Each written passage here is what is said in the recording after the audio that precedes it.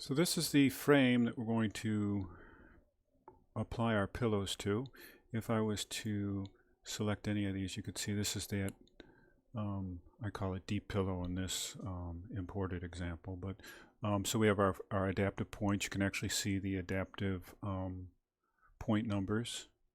And they're laid out on the top of this blue reference grid. If I get into a front elevation, you can see each one of those is touching onto a node system. And that's how we're going to lay out that random pattern. But to ensure that we have some structure behind it, we're using these standoffs that we've just created, and they're reaching back into the structural systems to make a way of supporting these elements. So we have our, I don't know if I can hide all of these in view. Let's see here. I'm not getting any of those functionality.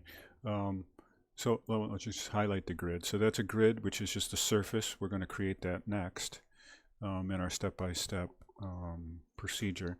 But that's a linear wall form divided off with the nodes highlighted, and that allows us to create that to attach all of our structure to, including our.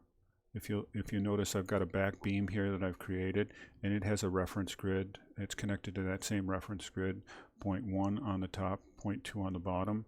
And if we were to select a horizontal one, we'd notice we have that same connection system going horizontally. So in this example, to that form, we have our pillow attached, and that's sitting right on the grid because that's how we started it with our adaptive points. And then we have the columns, which we're going to go through and create.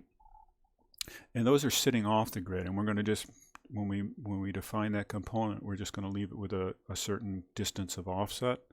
And it's the same thing with our transverse beams. And I've created some curvature to those, kind of indicating that they could be a curved aluminum extrusion. But that's really, that's up to you in the design of your project. So that's a general overview of this section, of this component, and we'll start next with actually building up the divided grid system in the next video segment. But in some ways it almost gives you enough of an overview for those of you who would like to actually just build this whole system up on your own without supporting video.